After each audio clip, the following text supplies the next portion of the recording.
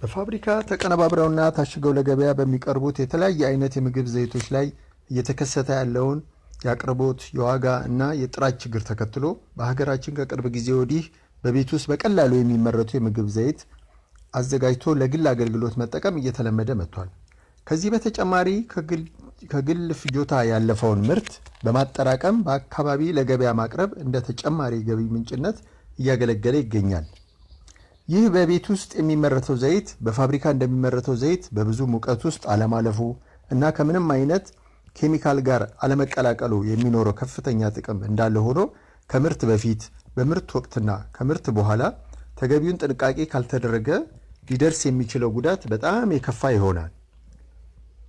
በቤት ውስጥ በሚዘጋጁ የምግብ ዘይቶች ውስጥ የፈንገስ ብክለት ዋነኛ የምግብ ደህንነት ችግር ነው።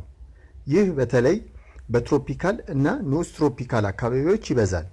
ይህ ችግር ብዙ ጊዜ ከመጥፎ የንጽህና ሁኔታ፣ ከትክክለኛ ያልሆነ ማከማቻ ወይንም በፈንገስ የተበከለ የቅባት እህል በመጠቀም ይነሳል።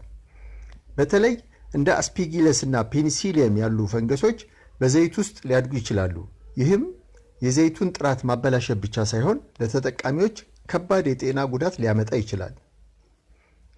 የፈንገስ ብክለት ዋና ችግሮች፣ አንደኛ በማይኮቶክሲን ብክለት የሚፈጠሩትን ንጥረ ነገሮች ምክንያት የሚፈጠር የጤና ችግር። እንደ አስፒጊለስ እና ፔኒሲሊየም ያሉ ፈንገሶች ማይኮቶክሲን ተብለው የሚጠሩ መርዛማ ንጥረ ነገሮችን ይፈጥራሉ።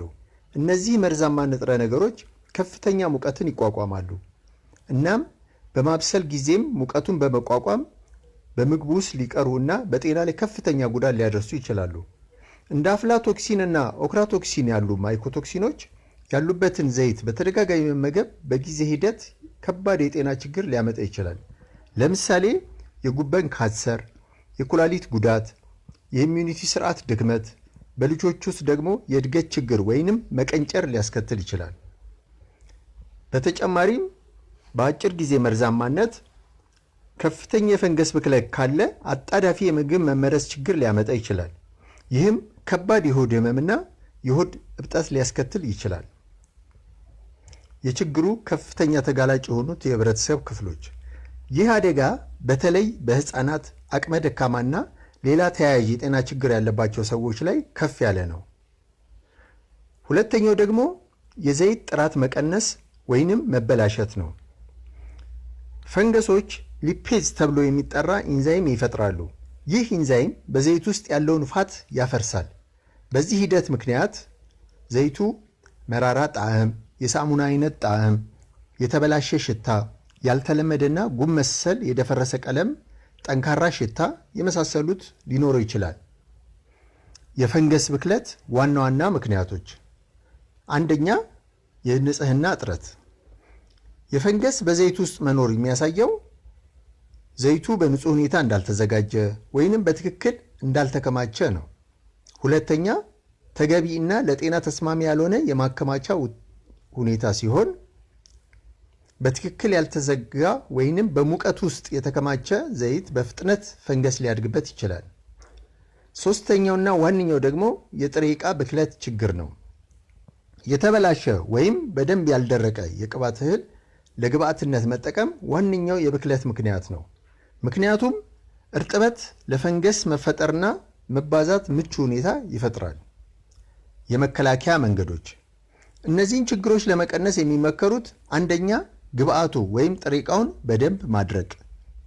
የቅባት እህሉን የዘይት ማውጣት ሂደት ውስጥ ከመግባቱ በፊት በበቂ ሁኔታ የደረቀ መሆኑን ማረጋገጥ።